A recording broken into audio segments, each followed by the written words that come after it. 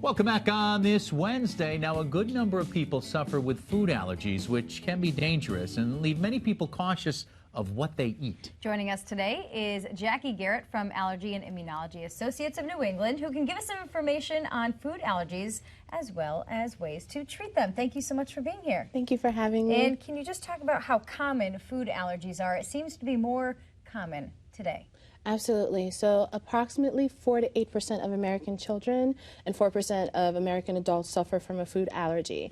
So we're talking about an increase in the past decade of about 18%, where they're estimating 50 million Americans suffer from food allergies. Wow. Now, Dr. Garrett, why does it doesn't seem, it is so that more people have food allergies now than they did even a decade or more ago? There are a lot of competing theories, but the latest one right now is something called the hygiene hypothesis, where we think we've had such excessive exposure to antibiotic agents and antibacterial agents that our happy gut flora, what is supposed to keep us regulated, has turned our bodies into a pro-allergenic environment, where things that we're supposed to eat, we're supposed to receive and say, this is okay. Our body is saying, no, it's not okay, because the bacteria has changed our environment. We're too clean. We're too clean, yes. Eat some dirt. I know, right. honestly. Now, how do you know if you have a food allergy? Do you have some type of reaction, obviously, to figure it out? Absolutely. You have three things. So symptoms.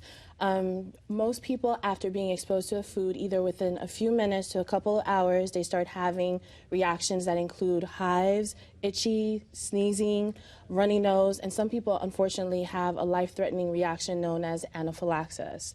Now, if you think you have any of those symptoms related to a food, then you can go to a board-certified allergist and you can have confirmatory testing done, where it either involves skin testing in addition to blood work.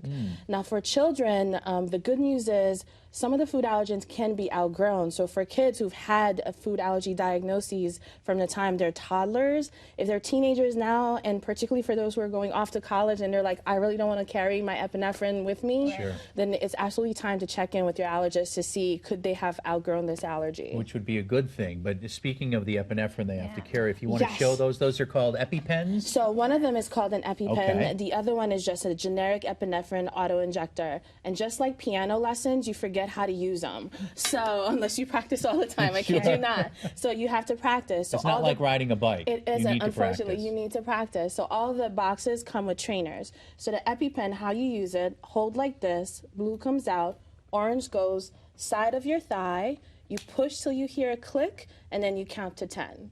So it's really important for that. You don't need to do the swing and jab, because all you do is end up just bruising yourself. You just push till you hear that click. Even if someone's wearing maybe a thick pair of jeans? Goes through one layer of clothing. It so does. In the winter, if you've got snowsuits, you may have to drop your pants, but otherwise, in regular if it's to save a life, it's worth it. Absolutely. Now, this is the generic, one of the generics that is out there. So what you do is you open the case like this, and then one comes off, two comes off, and the red part goes in the thigh, same thing, push till you hear a click. Gotcha. I just tried this the other day. My boyfriend is allergic to everything under the sun, including almost every food. Though, and right? I did. I practiced. I think it's so important for family members, friends to know if you do know someone that has some type of allergy. Great information. Absolutely. Dr. Garrett, thank you for your time. Thank you for having me. Thanks for being here. Coming up next on this